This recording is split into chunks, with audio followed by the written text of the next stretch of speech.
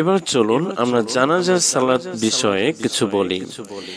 আমি অনেক জানাজার সালাত আদায় করেছি, তাতে আমি দেখেছি যে বেশিরভাগ হানাফি মসজিদের সেই হুজুররা তারা কিভাবে জানাজার সালাত আদায় করে আল্লাহ পাকই ভালো জানে। 4 তাকবীরে জানাজার সালাত আদায় করা হয়। প্রথম আল্লাহু আকবার, আল্লাহু আকবার, আল্লাহু আকবার, আল্লাহু আকবার। দ্রুত, এত দ্রুত সালাত শেষ হয়ে যায়। সালাম ফেরানোর পরে আমি ভাবতে থাকি, কি ব্যাপার, হুজুর কি পড়লো, আল্লাহ পাকই ভালো জানে।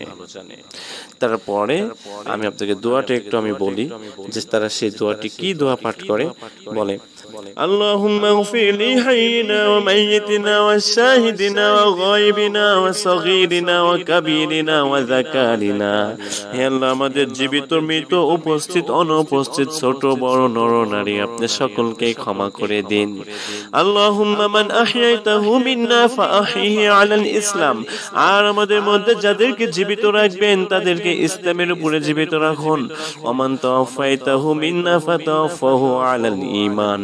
আর আমাদের মধ্যে যাদেরকে আপনি মৃত্যু দিবেন তাদেরকে ঈমানের সাথে মৃত্যু দিয়েন। এই দোয়াটা পড়ে এখন সময় তো উপস্থিতি আপনাদেরকে আমি যেটা বোঝাতে চাচ্ছি সেটি হলো, এই যে দোয়াটি প্রথম থেকে শেষ পর্যন্ত পড়লাম, এখানে প্রথম অংশে বলা হচ্ছে আমাদের জীবিত ও মৃত, উপস্থিত, অনুপস্থিত।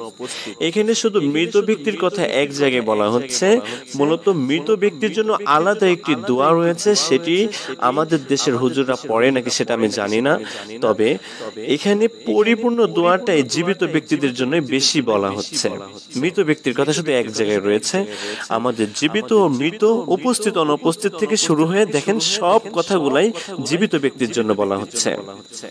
কিন্তু মুহাম্মদ সাল্লাল্লাহু আলাইহি ওয়াসাল্লাম আরেকটি জানাজার সালাতে দোয়া পড়তেন, এটিও পড়তেন, পাশাপাশি এটাও পড়তেন। সেটাও আপনাদেরকে আমি অর্থ সহ একটু শোনানোর চেষ্টা করি। এই হাদিসটি বর্ণনা করেছেন আবু আব্দুর রহমান আউফ ইবনে মালিক রাদিয়াল্লাহু তাআলা আনহু। তিনি এই দোয়াটি পাঠের শেষে, তিনি এই হাদিসটি বলার শেষে বলেছিলেন, যদি আমি আজকে মরতাম আর মুহাম্মদ সাল্লাল্লাহু আলাইহি ওয়াসাল্লাম যদি জীবিত থাকতো তাহলে নবীজির কাছ থেকে আমি এই দোয়াগুলো পেতাম। কিন্তু আফসোস আজকে মুহাম্মদ সাল্লাল্লাহু আলাইহি ওয়াসাল্লাম নেই। আমি এই হাদিসটি বর্ণনা করছি, সেই সাহাবীর বর্ণনা করা সেই হাদিসটি আপনাদেরকে একটু শোনাই। সেই হাদিসটিতে দোয়াটি যেটা বলা হয়েছে সেটি তিনি বলছেন, আল্লাহুম্মা গফির লাহু, হে আল্লাহ তুমি তাকে ক্ষমা করে দাও, ওয়ারহামহু তার উপরে রহম করো, ওয়াফু আনহু তাকে নিরাপত্তা দান করো, ওয়াকরিম নুজুলাহু তাকে মার্জনা করো, ওয়াসা মাদখালাহু তাকে উত্তম মেহমানদারি করো, ওয়াগসিলহু বিল মাই ওয়াসসালজি ওয়াল বারাদ তার কবরকে তুমি প্রশস্ত করে দাও এবং তাকে পানি বরফ ও শিশির দ্বারা ধৌত করে দাও।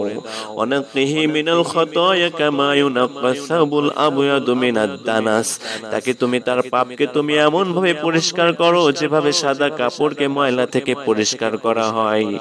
ওয়াবদিলু দারুন খায়রাম মিন দারিহি তাকে দুনিয়ার ঘরের চেয়ে উত্তম ঘর দান করো। ওয়া আহলান খায়রাম মিন আহলি তাকে দুনিয়ার পরিবারের চাইতে উত্তম পরিবার দান করো। ওয়া যাওজান খায়রাম মিন যাওজিহি তাকে দুনিয়ার স্ত্রীর চাইতে উত্তম স্ত্রী দান করো। ওয়াদখিলহুল জান্নাত তাকে জান্নাতে প্রবেশ করাও। ওয়া ইযহু বিল আযাবিল কবরি ওয়া আযাবিন নার আর তাকে কবরের আযাব থেকে বাঁচাও এবং জাহান্নামের আযাব থেকে বাঁচাও। সহিহ মুসলিম 963 নম্বর হাদিস। যদি অতগুলো দোয়া, প্রথমে সূরা ফাতিহা, তারপর দুরূদ ইব্রাহিম, তারপরে আল্লাহুম্মা গফির লি হাইয়িনা ওয়া মাইয়িতিনা এটা পড়ে, তারপরে যদি আবার এই দোয়াটাও পড়ে, তাহলে আপনারাই একবার ভেবে দেখেন জানাজার সালাত আদায় করতে কত দেরি হবে। কিন্তু আমি আশ্চর্য হয়ে যাই, জানাজার সালাতে দাঁড়ানোর পরেই ঠিক 4 তাকবীর খুব ঘন ঘন দ্রুত বলে আসসালামু আলাইকুম ওয়া রাহমাতুল্লাহ, আসসালামু আলাইকুম ওয়া রাহমাতুল্লাহ। এত দ্রুত কেমনে শেষ করে আমার বোঝা আসে না।